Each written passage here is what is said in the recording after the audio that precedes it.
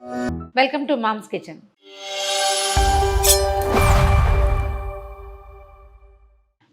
జనరల్గా పులిహోరలో దెబ్బకాయలు, నిమ్మకాయలు, నారింజకాయలు, ఉసిరికాయలు, రకరకాల చింతకాయ బోళ్ళని చేస్తామా?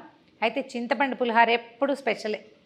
మనం ఎక్కడికైనా ప్రయాణాల్లో వెళ్ళేటప్పుడు, పిల్లలు హాస్టల్లో ఉన్నా లేదా పిల్లలు వేరే ఊళ్ళో ఉన్నా, ఏ అమెరికాలోనో ఉన్నా పులిహోర పేస్ట్ తయారు చేసి ఇచ్చేస్తే వాళ్ళు ఎప్పుడు కావాలంటే అప్పుడు కలుపుకుంటారు. మనకు కూడా ఫ్రిడ్జ్లో ఉందనుకోండి, అప్పటికప్పుడు సాయంకాలం ఎవరైనా గెస్ట్లు వచ్చినా మనకే కావాలండి. అయితే పండగలకి ఈ పులిహోర వాడతామని అనుకోబోకండి. జనరల్గా పులిహోరలు ఏం చేస్తామంటే నైవేద్యంగా చేస్తాం కదా, ఫ్రిడ్జ్లో నిలవబెట్టిన చింతపండుతో పులిహోర పేస్ట్ తోటి పులిహోర చేసి పెట్టద్దు దేవుడికి, అది పనికిరాదు. అది నియమమే, ఫ్రెష్గా చేసుకోవాలి.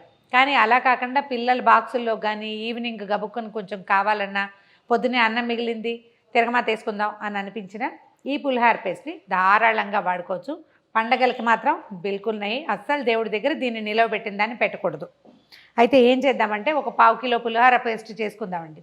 చింతపండుని మొదటే నేను ఆల్రెడీ పేస్ట్ చేసి పెట్టాం.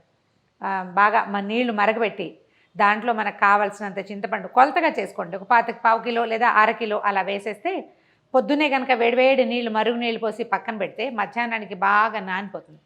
మొత్తం పిండేసి చిల్లులది ఒక గిన్నెలు లాంటివి వస్తున్నాయి కదా, దాంట్లో వేసి రుద్దేయండి బాగా. అప్పుడు చక్కగా చిక్కగా తీయండి పేస్ట్, మరీ పల్చగా చేయొద్దు. ఈ చింతపండు పులుసు తీసి పక్కన పెట్టుకుని దీన్ని ఉడకబెట్టుకోవాలన్నమాట. ఉడికించే విధానమే చూపిస్తాను. ఓ వెడల్పాటిది అంటే చకచక అయిపోయేందుకు వీలుగా పెట్టుకోండి. దీంట్లో ఏంటంటే స్టవ్ కొంచెం వెలిగించి పెట్టుకోవటము. ఈ పనులని ఇత్తడి వాట్లలో, ఇనుప వాట్లలో చేయబోకండి. స్టీల్ మూకుడు ద బెస్ట్. అల్యూమినియంది నేను అసలు ప్రిఫర్ చేయనండి. అల్యూమినియం దాంట్లో పెట్టుకోబోకండి, ఎందుకంటే చాలాసేపు ఉడుకుతుంది కదా. ఎంతో కొంత అల్యూమినియంలో ఉన్న మురికో లేకపోతే అల్యూమినియం తాలూకు లక్షణాలు ఫుడ్ తీసుకునే అవకాశం ఉంది. అందుకని స్టీల్ దాన్ని ట్రై చేయండి, ఇది చాలా మంచిది. మనం ఏర్పాటు చేసి పెట్టుకున్న చింతపులుసుని మూకుడులో పోసేద్దాం. ఇందులో ఏంటంటే పీచులు అవి రాకుండా, ఏసలు రాకుండా శుభ్రంగా తీసి పక్కన పెట్టుకోండి.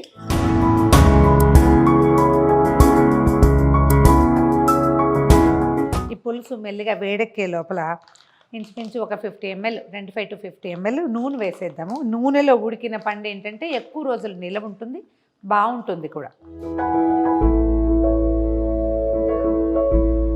ప్రిఫరబుల్లీ అంటే మీరు వంట చేసుకునే నూనె ఏదైతే అదే చూసుకోండి, కానీ నా చాయిస్ అయితే మాత్రం నువ్వుల నూనెనండి, అదే బాగుంటుంది కూడా. అంటే ఈ పులిహోరలకి వాటికి సన్ఫ్లవర్ ఆయిల్ కంటే పప్పు నూనె కానీ నువ్వుల నూనె కానీ వేస్తే ఎక్కువ రుచిగా ఉంటుంది, వాసన బాగుంటుంది. దీంట్లో ఏం చేద్దామంటే శుభ్రంగా కడిగి తుడిచిపెట్టుకున్న పచ్చిమిర్చి ఓ పట్టెడు, ఒక 20 కాయలు అనుకోండి అటు ఇటుగా, వీటిని ఒక ఘాటు పెట్టి వేస్తానండి నేను. అంటే కొంచెం చీరేసి వేస్తే ఏంటంటే ఈ కారము కొంచెం దిగుతుంది, మిరపకాయ లోపలికంతా ఉడుకుతుందన్నమాట. కొద్దిగా చిన్న స్లిట్ పెట్టి వేసేస్తే సరిపోతుంది. మనం ఊరు మిరపకాయలకి స్లిట్ చేస్తాం చూడండి, అట్లా మధ్యలో చీలుతాం కదా, చీరుతాం అట్లా కూడా చీరి వేసేసేయచ్చు. ఒక 15-20 కాయలు వేయచ్చండి 1/4 కిలో చింతపండుకి. కాయలు మరీ పెద్ద పెద్ద కాయలు అయితే కొంచెం చిన్న ముక్క చేసుకోండి. ముక్కలు చేయకుండా ఇలా ఉంచితే బాగుంటుంది. తీసి పక్కన పెట్టేసేయచ్చు, కారం ఎలాగో వచ్చేస్తుంది. తర్వాత ఒక 1/2 స్పూన్ పసుపు కూడా వేసేయండి. ఇందులో ఉప్పు సరిపడా, ఇంచుమించు రాళ్ళ ఉప్పు వేసుకోవచ్చండి. ఒక గుప్పెడు ఉప్పు ఈజీగా పడుతుంది, ఇంకా కొంచెం వేసినా పర్వాలా. మీకు గ్రాముల్లో లెక్క చెప్పాలంటే ఒక 50 to 60 grams ఉప్పు సరిపోతుంది. తర్వాత కొంచెం బెల్లం వేద్దాము. ఈ బెల్లం ఎందుకంటే చింతపండులో బెల్లం వేయమండి మేము పులిహోరలో ఉంటే, ట్రై చేసి చూడండి. చింతపండు పిచ్చి కోరుగా లేకుండా మంచి రుచిగా వస్తుంది, అతి పులుపుగా ఉండదు. కానీ అలవాటు లేని వాళ్ళకి తీపి తెలుస్తుందేమోనన్న అనుమానం ఉంటుందేమో మీకు. డెఫినెట్గా తీపి తెలియదండి, కానీ ఇక చింతపండులో ఉన్న దోష గుణాన్ని పోగొడుతుంది అది. కరివేపాకు కూడా వేద్దాము కొంచెము. ఇవన్నీ ఉడికిపోతాయి కదా, వీటి సారం పులుసులోకి దిగి ఇంకొంచెం హెల్తీగా కూడా అవుతుంది. ఓ 2-3 రెబ్బల కరివేపాకు వేసేయండి. తర్వాత దీన్ని పొయ్యి మీద వదిలిపెట్టేయండి. పక్కన పాలు, పెరుగు అలాంటివి పెట్టకండి. ఇది ఇంకొక నిమిషం పోతే చిట అని ఉడుకుతుంది, పక్కన వాటి మీద చిందులు పడుతూ ఉంటాయి. స్టవ్ మీద వదిలేయండి, చిక్కగా అయిపోవాలి. ఇప్పుడు నేను తీసింది చిక్కగా తీసైనా ఇంకా కొంచెం అనమాట, నూనెలో ఉడికిపోయి మనం వేసిన నూనెంతా బయటకు వచ్చేసేయాలి. మొత్తం మనం వేసిన నూనెంతా ఇది ఎలా వదిలిపెడుతుందో చూడండి. ఎంత చిక్కగా అయితే అంత ఎక్కువ రోజులు నిల్వ ఉంటుంది. చూడండి మంచి కలర్ కూడా మారింది. మన చింతపండు కొంచెం ముదురు రంగు అయితే ఇది నల్లగా వస్తుంది. మనది ఎర్రటి మంచి రెడ్గా ఉన్న చింతపండు అయితే ఇలాగా ఆయిల్ మొత్తం వదిలిపెట్టేస్తుంది. ఈ మిరపకాయలు కూడా అన్నీ చక్కగా కలర్ మారిపోయినాయి చూడండి. దీన్ని ఎంతసేపు వీలైతే అంతసేపు పొయ్యి మీద వదిలిపెట్టేసేయండి. దించి పక్కన పెట్టేసుకోవటమే.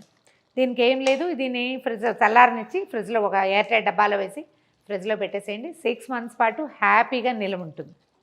మన దగ్గర రెడీగా ఉన్న పులిహోర పేస్ట్ ఉంటే సింపుల్ తిరగమాత వేసేసుకుని మనం పులిహోర కలిపేసుకోవచ్చు. అది కూడా ఒకసారి చేద్దాం. మామూలు మనం ఏ మూకుడు కావాలంటే అది పెట్టుకోండి. ఇదేంటంటే ఒట్టి తాలింపు కాకుండా మనం చింతగుజ్జుని ఫ్రిడ్జ్లో పెట్టాం కదా, ఆ పేస్ట్ని దాన్ని కూడా ఒకసారి నూనెలో వేయిస్తే బాగుంటుంది. చివరికి వేసుకోవచ్చు. మెంతులు అవి అలవాటు ఉంటే వేసుకోండి. అల్లం వేసుకోవచ్చు, మెంతులు వేయచ్చు. మెంతులు కొంచెం నేను 4 గింజలు వేస్తాను. అల్లం వేసుకోవచ్చు, కొంచెం ఆవు పెట్టుకోవచ్చు. ఆ వ్యవహారాలన్నీ ఉన్నప్పుడు పేస్ట్ లోపల నుంచి తీసి కలుపుకోవటం సులువు. కాస్త శనగపప్పు, మినపప్పు, తర్వాత మన పులిహోరకి సరిపడా పల్లీలు, ఆవాలు, జీడిపప్పులు వేయదలుచుకుంటే అవి కూడా వేసేయండి. ఓ 4 ఎండుమిర్చి, ఓ 2 పచ్చిమిర్చి. ఇది మనం పులిహోర పులుసులో పచ్చిమిరపకాయలు వేసాం కదా, ఇది జస్ట్ కలర్ఫుల్గా అందంగా ఉండటం కోసం. కొంచెం ఇంగువ, ఒక రెమ్మ కరివేపాకు కూడా వేసేసి చింతపండు పులుసు మనం ఉడకబెట్టి ఉంచుకున్నాం కదా, అది మన అన్నానికి సరిపడా తీసుకుని వేసేసుకోండి. దీన్ని బాగా ఉడికించాల్సిన పని ఏం లేదండి, కొద్దిగా ఒక్కసారి, ఎందుకంటే మనం ఇది ఫ్రిడ్జ్లో నుంచి తీస్తాం కాబట్టి. ఒక చిటికెడు పసుపు, ఆల్రెడీ పసుపు ఉంది అందుకని కొంచెమే వేస్తున్నాను. అన్నంలో వేసేద్దాం.